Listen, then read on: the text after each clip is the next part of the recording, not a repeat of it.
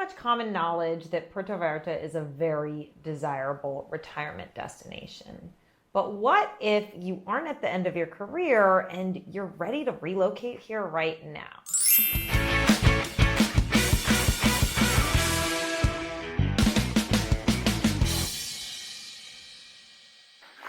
Recently, I interviewed a couple, this really wonderful couple, Gwen and Stanley, and I'll actually link the video here so you can check it out if you're interested. And one message that they shared was just so sincere and so powerful, and you could tell that they were really passionate about it. And they said, do not wait till retirement to move to Puerto Vallarta. Do it now.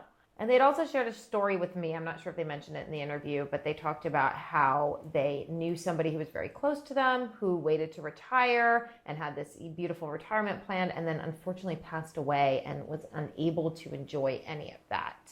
And they warned against just waiting your whole life to live it.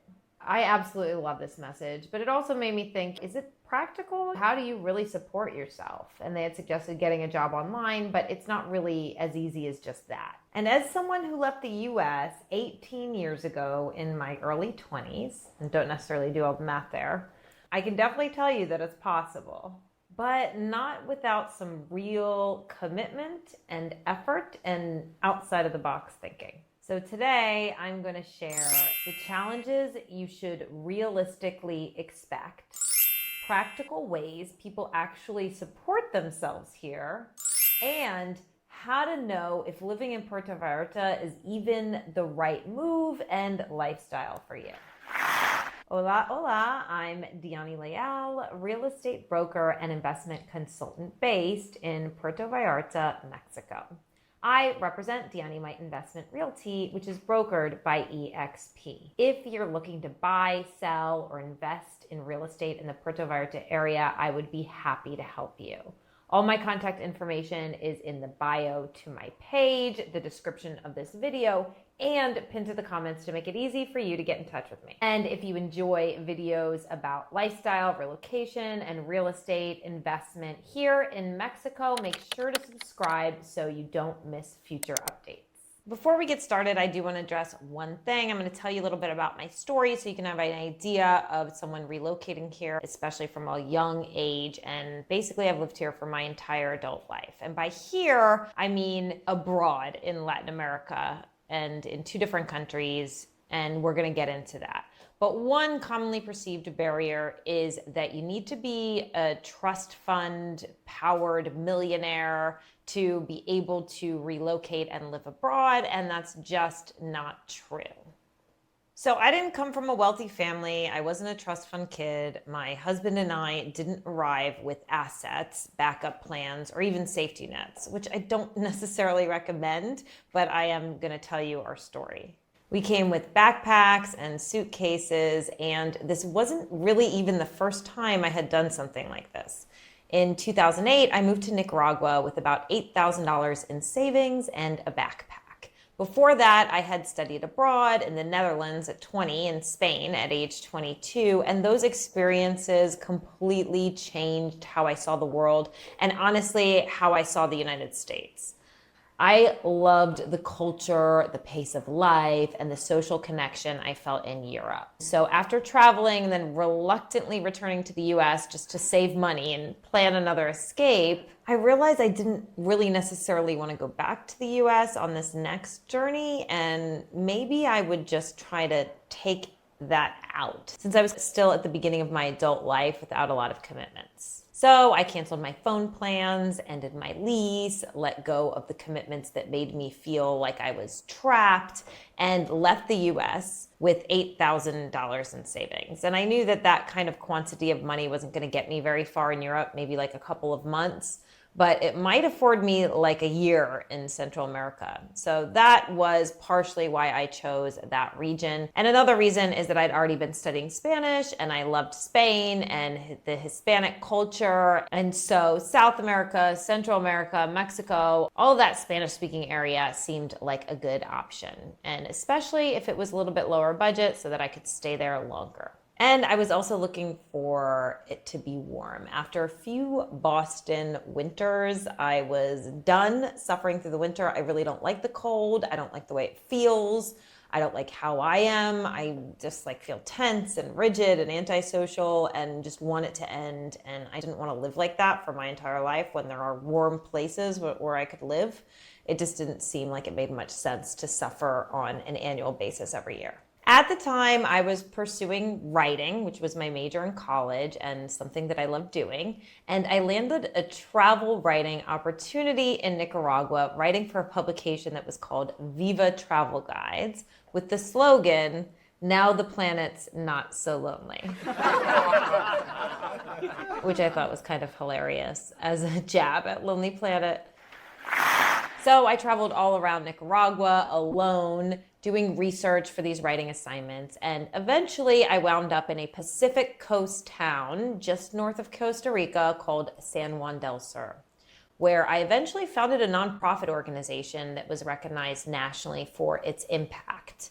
And I started just kind of teaching English to kids in the local community. And I have more information about that whole experience in the About Me and how I wound up becoming a real estate agent in Mexico, which is pinned to my bio. And I'll also link it in the video description below if you want more information on that whole journey. So as I mentioned, this whole exodus from the United States happened in 2008, and now it's 2026, so that was quite a while ago. And I have not returned to the United States to live since then.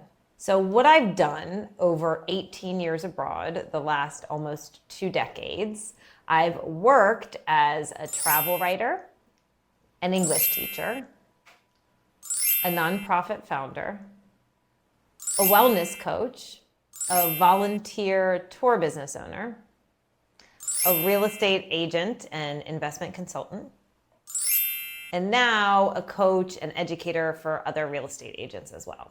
But I did all these careers not necessarily because I live abroad, but because entrepreneurship, teaching, communication, and leadership align with who I am. I was doing all of this same kind of stuff before I even left the US. Like I worked in an after school program in Boston for a couple of years and then founded a nonprofit after school program in Nicaragua. My husband, who I met in Nicaragua in 2015, worked first in the oil industry, because he's from Houston, and then he transitioned to the maritime industry. But he's always really worked on boats, which has also made our lifestyle geographically flexible, because he goes to work on a boat for a while, and then when he goes home, he can really go anywhere. He's not commuting to work on a daily basis. He's commuting in segments like 2 weeks to a month to sometimes 2 months. So he just goes to work and he lives at work, and then he can come home wherever that might be. And he's transparent with his job about where he lives as well. He does let them know that he lives in Mexico. He's not trying to hide that. But they're not that enthusiastic about it, but they do accept it. So I don't know, had I stayed in the US to live my adult life there, my resume might look different. Maybe I would have gone to grad school, accumulated more debt, I don't know. But maybe it would have really wound up looking pretty much the same. And we're going to talk about this, but I've always been entrepreneurial, and really, you probably do have to have a little bit of entrepreneurial spirit or ability to make your abroad life last for so long, in my opinion. And I really do think everyone has that ability, and it's just about getting into the right mindset. And also, I know that most people really do have that dream of being self-employed and not really working for someone else. So if living abroad is what pushes you to do that and pursue that dream, then I don't really think that's a bad thing. So let's talk about finding work in Puerto Vallarta. Puerto Vallarta's main driving economy right now is tourism, but it wasn't always a tourism hub. Not long ago, it was primarily a fishing and agriculture-based economy. And as tourism and development expanded, so did opportunity. And the population has grown significantly in the past decade. That kind of growth creates demand and, of course, jobs. But the truth is that local salaried jobs don't really pay very well by US or Canadian standards. And if they did, there probably wouldn't be so many people trying to immigrate to the United States from Mexico. And I'm sure you think I have a good education if you have been to university and have a degree, or I speak fluent English, and these skills and abilities that I've acquired, they need to hold some value that could potentially get me a high-paying job. And that's true for a few, and specifically in the tourism industry. But I would say an average job that would make you a pretty good salary in the United States for a well-established company here in Puerto Vallarta, if you're fully bilingual and have the skills and abilities that they're looking for to commit to you, would probably be about max 30,000 pesos a month. And that's a really good job here. And there are benefits and other things such as healthcare and childcare and Social Security. But the healthcare system might not necessarily be what you're looking for, and you might still want to pursue some opportunities within the private healthcare system, which is a whole other topic. But the incentives might not be necessarily as attractive to foreigners. And so really you're looking at about $20,000 a year, more or less, and you're going to be expected to work full time, like from 8 a.m. to 6 p.m. and also on Saturdays, probably. So the time commitment is huge and the income isn't that much. So it has a lot of people that are interested in pursuing a life here, and not just people from other countries, but also nationals living in areas of Mexico that might have more corporate jobs and other opportunities, and not small bay towns that are just fishing, agriculture, and tourism based. So you might wonder, what can I do for a living then?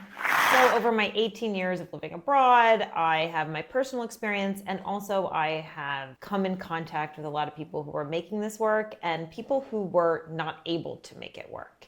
And what I have observed over that time is there are 5 main things that people, especially foreigners, do to support themselves in Puerto Vallarta. So 1, self-employment or freelancing. So some examples of this are consulting, coaching, online courses, photography, wellness work, yoga classes, services for families, creative work. And a lot of times people do this by blending local clients and also remote work opportunities. So having a solid presence or digital portfolio online and offering remote coaching or whatever it is you choose to do as a freelancer that is aligned with your expertise. And then also opening that up to locals at a rate that makes sense locally and can also be competitive, and having that hybrid organization going to support yourself and also keep yourself integrated in the community. That I've seen work for people quite well. So number 2 is business ownership. So this is kind of a complicated one because it involves a lot of capital up front, the liability of employment management, which is complex, especially in a cross-cultural environment. You really have to have some pretty strong language skills in Spanish, or at least an understanding of the language, to be able to navigate yourself appropriately in this area and not be taken advantage of. And then you're also going to have heavy tax and legal compliance in a pretty bureaucratic environment. However, if you're ambitious and you have a vision and you've always wanted to start a business, you might be able to invest a lot less in Mexico. And given Puerto Vallarta's stage of growth, there are a lot of problems that still need to be solved and a lot of services that are not being offered. And there's just a lot of opportunity here to start a business if you decide to take that route. So if you understand the market and local needs and you're willing to work pretty hard for it, then this might be a good option for you. Okay, so number 3, and this won't come as a surprise to you, is real estate. You'll see a lot of foreigners working as real estate agents in PV, and that can be a great opportunity to make a lot of income. To be successful in the real estate industry, you also do need to have some business understanding or just adaptability, willingness to learn. The people who do well here, and it's just a handful, do very well. And so there is a lot of room for growth in that area, and that's partially why I chose real estate as well. However, you do really need to be able to navigate the language. People can do it, and they have done it. And I know tons of real estate agents who don't really speak much Spanish, but I would really recommend learning Spanish if you're planning on living here anyway. Some other challenges with real estate as sales is just the lack of consistency with income and actually being able to rely on that to support yourself and your family if you have one as well. And also in the real estate industry, you do have development opportunities, whether it's just like a fixer-upper or however you want to get involved in that field, renovating and building condos, whatever. That's an opportunity here. Property management is another one. I mean, tourism is huge, so there's a huge need for that and a lot of opportunity there as well. And of course, real estate investments. This can be a really great source of income and also long-term asset development, equity development, especially considering Puerto Vallarta's current stage of growth. There's just a lot of opportunity there to make the right investments and have it work out very well for you. And there's also cash flow opportunities. And of course, if you have equity back home, you can also leverage that simultaneously, whether you want to rent it, Airbnb it, sell it, use it to cash out, and then invest over here. Whatever it is, real estate can really work in your favor to leverage and make this move work for you. Okay, so number 4, seasonal or hybrid work. This is a big one, similar to what my husband does. He goes back and forth to the States to work and have a US salary and then come back here to live. Some people will go for the summer or the winter or whatever seasonal work opportunities might exist where you're from or a place where you're familiar with. That can be a great way to get a bunch of savings and bring it back to PV to live off of for a while. And also maybe while developing something while you're here locally over time. Also, some people may work something out with their job where they are present for part of the year in exchange to work remotely for another part of the year. And that also can work pretty well for some people. So that brings me to number 5, which is remote work. And this is a really interesting one because, as I stated earlier, it's not as easy as it sounds to make it work.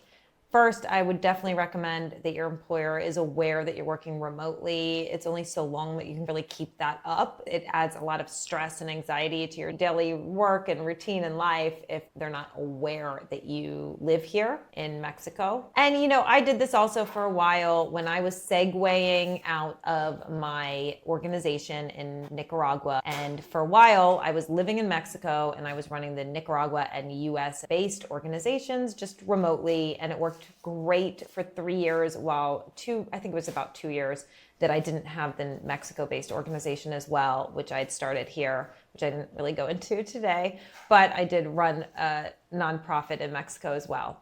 But anyway, it was perfect for being a mom with small children at home and just living at home and being in that stage of just working, getting an income, and making it all work. But what I found is that I had no connection with the local community, no connection with much of anything. At this point, my kids weren't in school, and I think if you have children and they're in school, that is a great way to get integrated with the community. But for me, it wasn't entirely enough. It wasn't until I left that chapter of my life and entered into the real estate industry in Puerto Vallarta where I felt like I was actually connected with society. And I know a lot of people who have done remote work for extended periods of time, and I'm going to tell you that most people don't actually make it for the long term. Just because you can live anywhere and you have no connection and no commitment to the place where you are.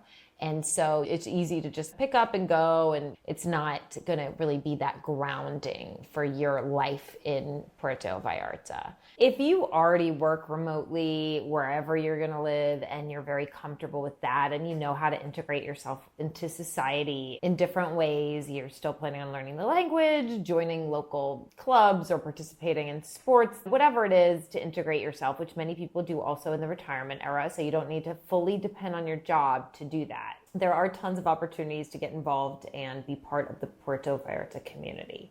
So if remote work is something that works really well for you, then it should work really well for you here. But if it's something you're doing only to afford the opportunity to live here, then I would work on potentially segueing out or find something that could supplement that is a little bit more hands-on and immersive.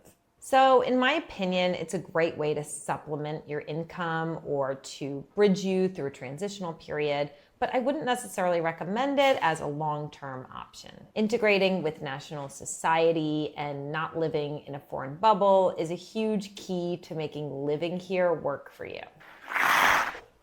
So in conclusion, I didn't stumble into this life. I worked toward it intentionally for years. And I have definitely had times where I've almost given up, or when I didn't know my next move or have a financial safety net, which can be really scary. But ultimately, life can be hard everywhere you go. Right now, for example, the US job market is pretty dismal. And then you have people who are drowning in debt, who took on that debt just for the security of long-term employment, just to find that it was kind of an illusion and that level of security and guarantee just doesn't exist anywhere. So in my opinion, you don't escape difficult times by moving countries. You move countries to find a lifestyle that aligns with your values, and you trust that the actions you take will support that move. And if it's truly aligned, it will. This year marks 18 years abroad for me, 9 in Nicaragua and 9 in Mexico. And I can say, after immigrating to 2 totally different countries that weren't my home country,